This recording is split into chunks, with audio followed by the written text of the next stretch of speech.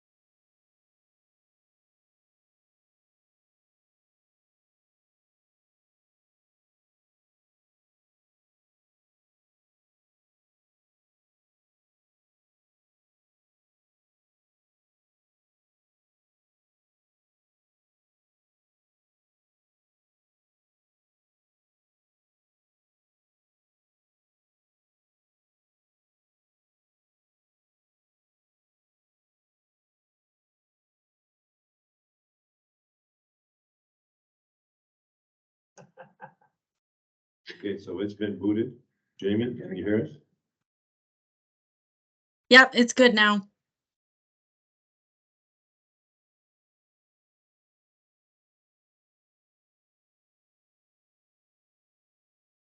Daryl, can you hear us? Okay, perfect. Okay, good. So sorry for that at home. We lost our volume there, so we were just getting into report on the 2023 final tax levies. And of course, that's the most exciting thing everybody wants to hear anyway. So Mr. Verbal. On April 11th, the 2023 budget was approved with bylaw number 2048. At the last council meeting on May 8th, the tax ratios for 2023 were passed with bylaw number 2052. A bylaw is required specifying the tax rate by property class. The rates are attached as Schedule A. There's one caveat on the educational rates. The province maintained an educational rate of 0.98% for properties whose payment in lieu are retained by the municipalities to be higher than the other properties, which is 0.88%. An example of an education tax that a municipality could keep instead of transferring to the school boards are taxes paid by Canada Post. In 2022, council approved the write-off of $155 as the federal government did not pay the higher rates. So the options are to approve the rates as presented or approve the 2023 final levy of taxes with amendments. Administration recommends that option A be approved and that bylaw 2055 adopting the 2023 final levy of taxes be approved as presented. Great, thanks for that. I do have a motion here that council hereby accepts the attached report and recommendation on 2023 final levy of taxes and further that the appropriate bylaw be adopted later in this meeting, approving the 2023 final levy of taxes. Moved by Council Lake, seconded by Council Suki. Any questions, Mr. Verbal, on those final levies? Hearing none. All the question, all in favor? Good, thank you. Up next, we have a report on the properties eligible for tax registration. Mr. Verbal. According to tax collection policy, a list of all properties eligible for tax registration must be presented to council. This list is to be all-inclusive. Section 373 of the Municipal Act enables the treasurer to register a tax arrears certificate against the title to that land if there are 2 years of tax arrears. The attached schedules detail the properties that have taxes outstanding from 2021 or earlier. The cost of registering properties is approximately $2,000 per property. All costs associated with tax registration are fully recoverable, but only provided the property can be sold. Last year, in 2022, there were 22 properties, including 7 Marathon Pulp properties eligible for their registration. This totaled $100,000 in outstanding taxes if we exclude the property Marathon Pulp properties. This year, there are 25 properties, including Marathon Pulp properties. Excluding those 7 properties, the exposure is down to $158,000. 11 properties are new to the list. In 2022, there were only 10 first-time residents added. In 2022, there were 7 properties in tax registration totaling $48,000. This year, there are only 6 property with the exposure at $38,000. Administration is presenting this for council's information only. Thank you for that. Does anybody have any questions? Mr. Verbal? All right, so as a first-time counselor, it's not too sure, historically speaking, what administration would do in terms of pushback to get to gaining some of those taxes paid. So from my understanding, for the 10 first-time residences, you can't put them in tax arrears because it hasn't been 2 complete years, correct? No, this is the first time that they are subject, they can be put in tax registration. Okay, I indicate on whether I'm going to register it or not, saying, well, I initiate the process, or okay, if it's a small balance, I won't initiate it. So this is the first step to take to get those taxes paid. okay. Council Lake? Yeah, in the report, you say there's a $2,000 fee for registering. Yes, Probably, is that every year that you register them, it's 2,000, or just the first time they're registered? you only register it once, but Okay. that's the legal fees for them to search, to place the registration on title, and then notices that have to be sent out, notices have to be kept on file in case someone questions the process. Okay. And I guess the other question I just had from obviously, we don't want to, we don't want to own properties that are, like, ideally, people are gonna pay their taxes, and that Correct. property remains theirs. In the case of some of those properties that are, former mill site properties, what would be the process if somebody had a sort of nice business idea or, wanted to do something with some of that property? What's the process of having that happen? We could start putting that in process. Since Marathon Pulp is a bankrupt company, it would be a shorter period instead of waiting the whole year for the tax registration process. But Okay. properties that are not owned by a bankrupt company, you have to wait the 1 year. Okay. Once for that property owner having the ability to pay off their taxes. After the 1 year, they would be advertised as a tax sale. Okay, I just think about some of the stuff that's along the lake in particular, as the Port Authority gets going and maybe some more tourism opportunities or whatever comes up, some of those properties might be Yeah. appealing to Yeah, right now, administration believes they're not strategic at their point. They're more a liability than not, but we can always reevaluate. And right now, the public is owning them because Marathon Pulp is not flexing its muzzle and denying access to those properties that are in their name. Which, okay, they could though, I guess I never considered that. There is no such thing as Marathon Pulp, yeah. Okay, Yeah. yeah, they got it, thank you. I understand. And I think without looking at and identifying any of the properties, they're people utilize those properties all the time. Yeah. For walking, trail, you know, all that kind of stuff, so. That can be shared with the public, those properties that we have. So like the ASB site and the driving range that's across from the dump. There's a lot on Pick River, there's Beatty Cove, Blondin Island, Maw Island, and there is the CP Rail Spur that's just running along Carden Cove Road. Was there ever some properties along, like in the Caramat area and all that as well? They're within the municipality of Greenstone. Okay, So Greenstone has to. the taxation would be going through them. Yes, Would they be the one registering and Yeah. that property, even though the bill's bankrupt, as Mr. Burbo stated, that, you know, it's no longer in existence. But just, I know Mrs. Kirchner, I didn't say, but I didn't, just wanted to make sure that, you know, as we all know, and we've been around for a long time, we're never after anybody's property, period. We do everything we possibly can to make sure they come in and make some sort of arrangements for payments. But of course, then when it becomes irregular or no payment at all, you know, Mr. Burbo and, you know, takes action, that's just too bad, because you know, the reality is not only the fact that not paying taxes, you get the registration fee on there. It's more of a really hardship for the municipality. And this is going back many years, and we used to be 3 years rather than 2. So this was much better for the smaller municipalities that deal with than not having a lot of money owing. And as you can see, there's quite a few on the list, but and just encourage people to come in and make arrangements for payment and pay their taxes up in due time. Because those taxes provide the services we all take for granted in our community. So.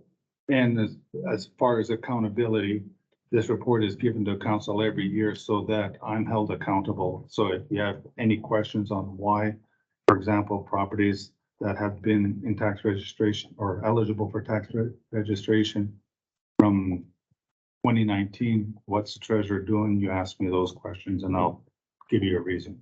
And I think we have over the years, we always make sure that we're up on top of those things. And as you can see, just by looking at the sheet, you know, ones who are making payments, they're good. And ones who have ignored you, they're getting put into the final registration process or initiating that registration.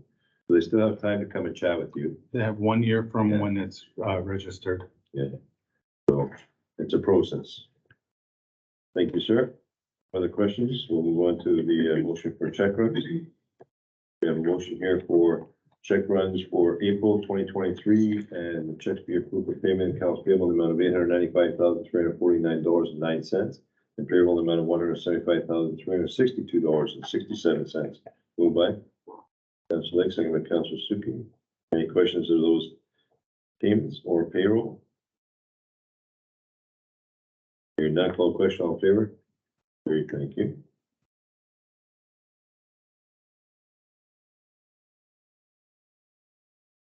Okay, Thunder Bay Municipal League, we had just a board meeting. I wasn't gonna put on the agenda, but I thought there was a couple of key things that came out of the meeting I'd share with council. And the one thing that was really interesting was I spoke to Mr. Skorczynski on this as well. Federal government's gonna announce early June, a program called Housing Fund Accelerator. It's gonna be run through the CHMC funds of about $4 billion. So what it is basically is to offset housing costs and housing needs for people who are lower income and affordability. So that every municipality across Canada will have the opportunity to apply. But you have to submit your application based on needs. And I think with what's going on in Marathon, we definitely have needs for housing. So I think we could, ask administration, and Mr. Skorczynski said he would have staff look into it as soon as it was released to have application put in for our needs. And it varies. The money you can get could be hundreds of thousands, or more, based on developmental costs, reduction of property purchasing, a lot of things that could qualify. And we would administer the funds within the municipality to individuals rather than the federal or provincial government. So it's a great fund. Another thing you wanted there was the was the strategic plan. We're gonna start discussing that for the Thunder Bay District Municipal League. I think we were going in no real direction pre-COVID. We had some sort of roadmap, but then COVID hit obviously, and then now we haven't met for better part. We were meeting, but there was no real vision. So now we want to get back on track. And if there's a vision and there's a need for the league, we'll continue to go forward after we develop a strategic plan. Because if not, then there's no need, and we'll go back to NOMA and have those discussions and rewrite the constitution for NOMA to remove the leagues. I'm in battle this for years, as you know, Council Lake and my new councilors, Wheeler and Suki say, I can tell you, I've been pushed back all three municipal leagues. It's kind of a double layer that we don't need. We have our councils, we have NOMA. NOMA meets with AMO, AMO meets with government. So we have opportunities there, but anyway, we'll continue to fight and see what the league can do. And also to that meeting came, there will be a 1 cent increase in the levies. Not increase big for all our small municipalities, but big increase from City of Thunder Bay. Other than that, it was just a simple board meeting. We'll meet in June again in person in Red Rock, Ontario. Okay, up next I got that bylaw number 2055, a bylaw to adopt the final levy of taxes for the year 2023 and for the collection of said taxes to be read a first, second, and third time finally passes 23rd day of May 2023. Moved by Councilor Lake, seconded by Councilor Suki. Any questions of that bylaw? Hearing none, call a question. All in favor? Carried, thank you.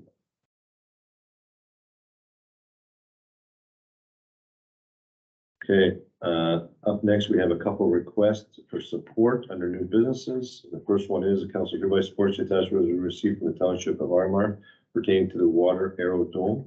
I further that a copy of this motion be forwarded on to individuals listed on the originating resolution. Moved by Council Lake, second by Council Wheeler. Any questions, comments on that? Council Lake?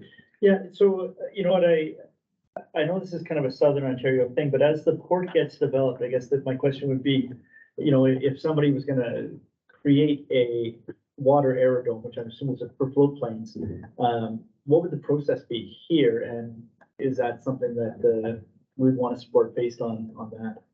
I think it's the relevancy of the aerodrome, water aerodrome is relevant where you live, because it potentially does grow and you have people want to come in and put a small aerodrome section within our waterfront. Yeah. What does that look like? So if you have some rules under Transport Canada, as you're stating, then we can follow those rules that everybody across the country follows. Right now, it makes it sound like there are no rules. It doesn't, yeah, exactly. So, and I think, you know, under the regulations and certifications of airplane aerodomes, we can have the same system where it's across the country equally for water. Yeah. All good? Any other questions? Yeah, I think it's a good one to support. Okay, for sure. All in favor? Carried, thank you. Up next, we have a request received from the City of Cambridge seeking support in the resolution pertaining to highway traffic amendments. Moved by Councilor Suki, second by Councilor Lake. Any questions on that one? Councilor Lake? I mean, they call it an automated speed enforcement system, an ASE. Is that photo radar? Is that like, I actually didn't understand what this actual mechanism they're talking about is. Well, I think what it is more than anything is that you see that you could have, like, say for in town, you got the child, you know, the kids safety zone for the school. Yeah. And then you have a community safety zone. Yeah. Well, those are two things you can do under Highway Traffic Act, but they're saying here that they don't have the right to slow down if there's a high-speed street and within our municipality. What is the right for you to put in a system that reduces speed, and how do you enforce it within municipal boundaries? Well, I thought this was about giving tickets.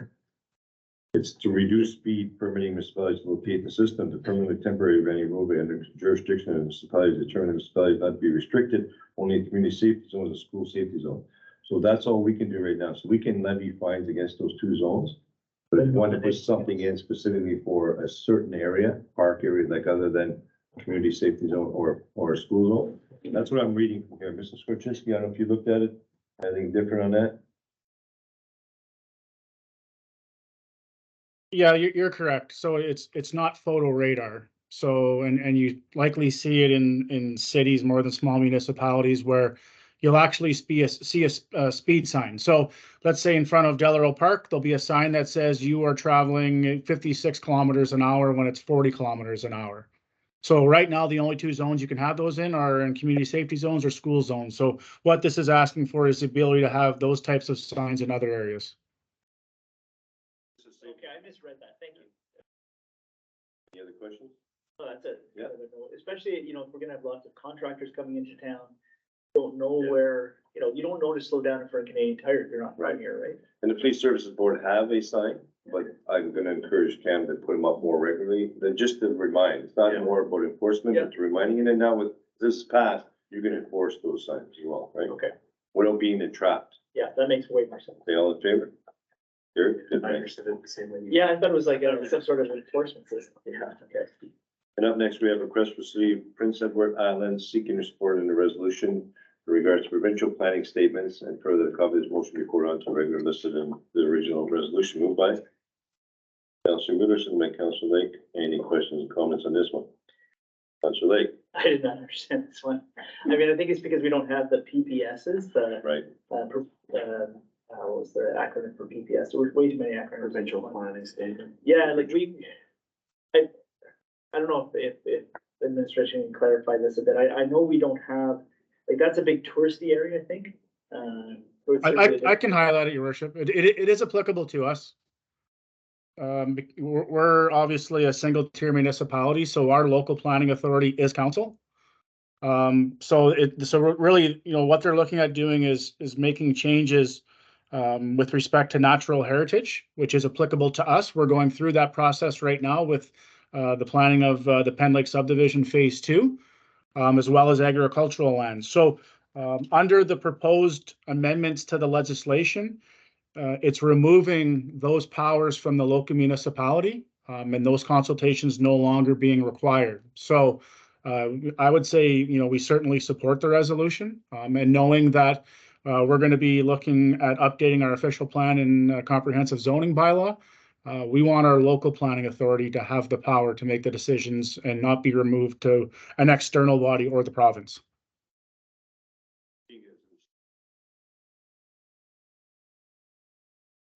To enhance the subdivision, taking out, you know, conservation authorities, greenlands, farmlands, agricultural. Okay, So yes, it will, as Mrs. Korchinski identified, it could potentially affect us. thank So you. we want to be the control of our own destiny. Yeah, for sure. Yeah, Okay, all in favor? yeah, that's good. Point. Carried. Thanks.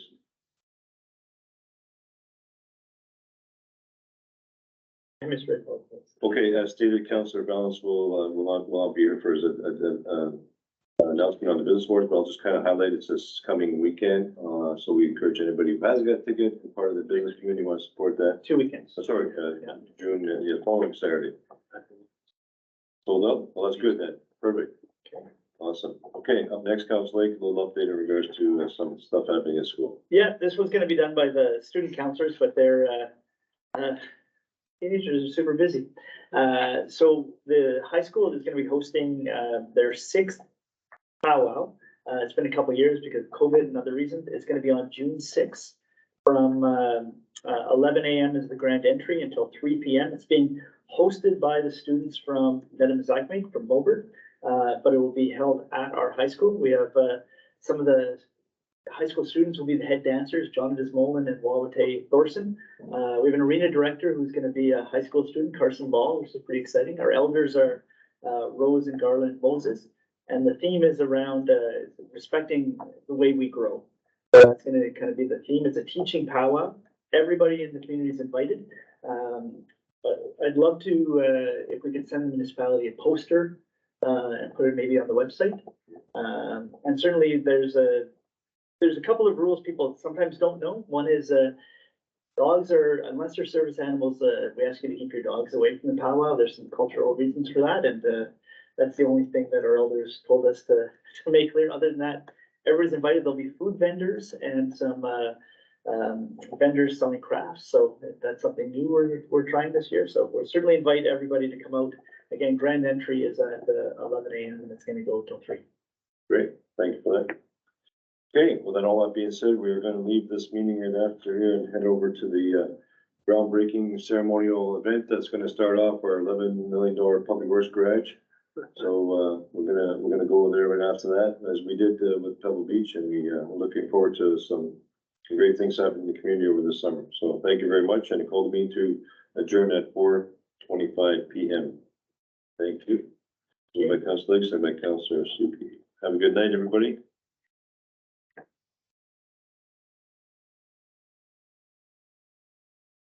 Night, Daryl, thanks.